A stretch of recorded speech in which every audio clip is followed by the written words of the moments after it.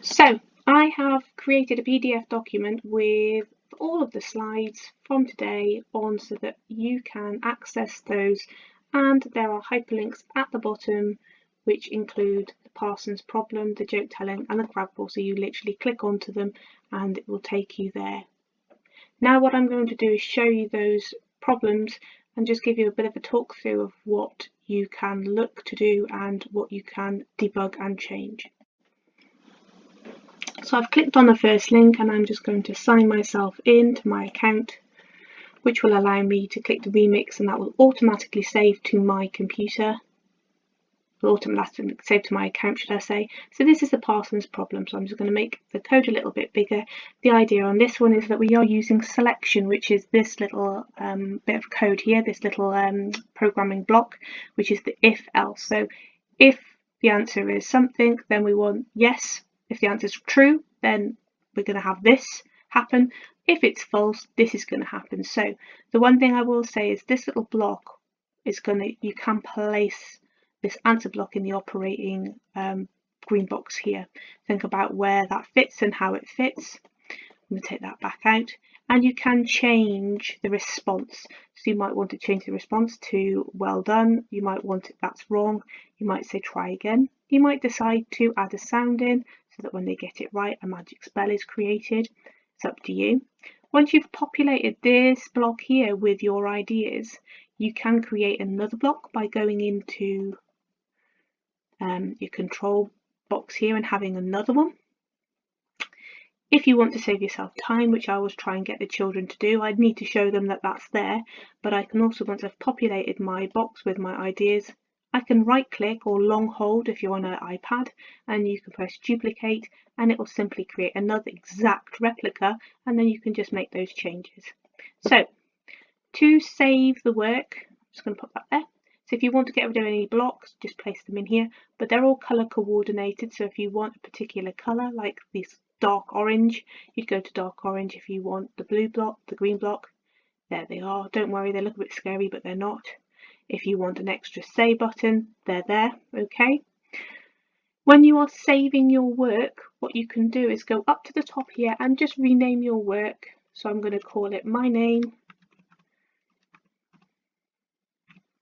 I'm going to put Vicky in. I'm going to go File and Save Now, and this will save to my screen. This will save on my Scratch account. Okay, this will not save to my computer. So to hand it in to me, what you're going to do is copy the URL here. Copy. You're going to go across to your STEM account, which you've got the link for, and I'm going to call it Scratch Projects, but I'm going to call it Vicky Dodds because when you hand work into me, the username doesn't always appear as your full name, so I have to try and work out who you are. So that would be handy if you could put your name in there. Just down in this little box here, you can paste your URL across to me so I can have a look at your project and just call the project what it is, Parsons problem. So you would do that for each of your activities. So this is the crab crawl activity. I'm just going to click remix and add it to my folder. I'm going to first of all not worry about how much code is there, but just start looking through. So I'm going to direct you over to this side first, and I'm going to get the children, read it through. When up arrow is pressed, change by 20. So I'm going to press my up arrow on my keyboard. Immediately I want to go for down, and I can see it's programmed to move. When I press left and right, it moves as well, but I just want to double check that when I press left that I'm moving left. All I'm going to do is talk to you very quickly about what these buttons here mean. So if you're using the y-axis, y is like an axis in mathematical graphing. A y would be your up and down, okay? Your axis that will increase by y positively or negatively down. So that's why you get this little takeaway symbol here, okay? And you just use your takeaway symbol off your keyboard, okay? If you're moving along your x-axis, positively or negatively, right or left, again.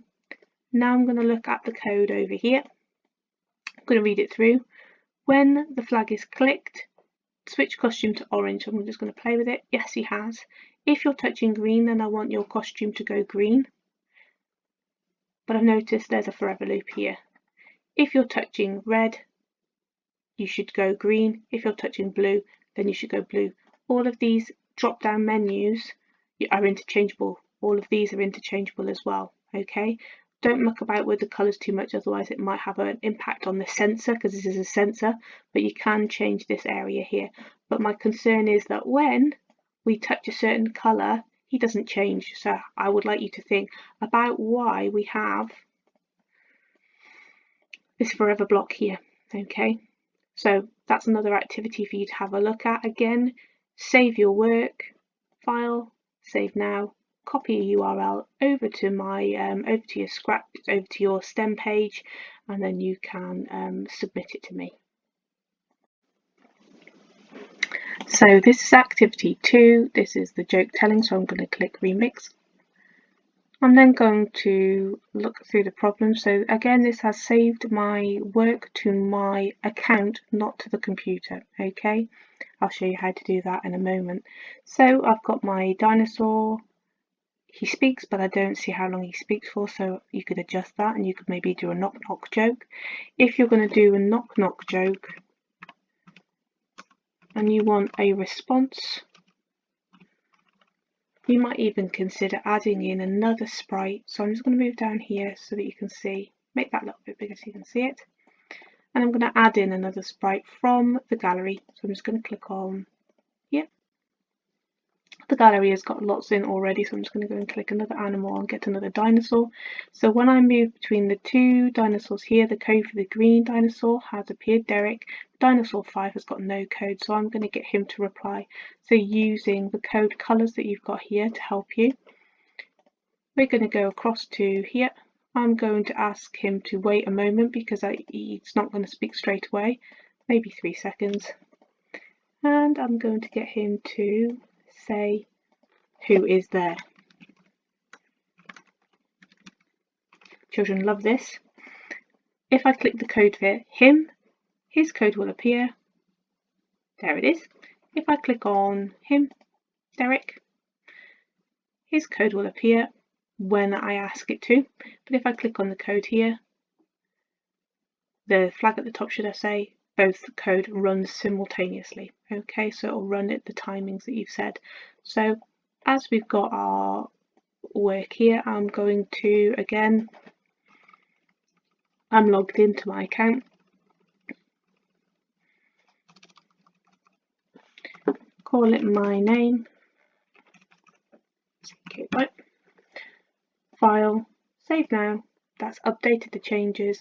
I take my URL, copy it across to my my account, okay, and just paste it in just where I did before. So I've obviously started putting these in there for you. You can see these. So if you want to do it slightly differently, you can save it to your computer into a folder. It's not letting me do it here, but I can do it because I'm signed into my account. But it will allow you to save it to your computer, and then you can upload that document to me. So I'm just going to quickly show you that now. Okay, so if I was on my STEM account, I'm just going to go down and add my file. I'm going to track back to my folder that I've put my work in, so I'm going to find it. There it is. There's nothing appearing yet because I just need to click all files, and there's my work. I can open it and then upload it. Okay, so I'm going to get rid of that one just because I don't need that one today. But there's 2 ways. If you do get stuck, please just email them to me if you get having any problems. Okay,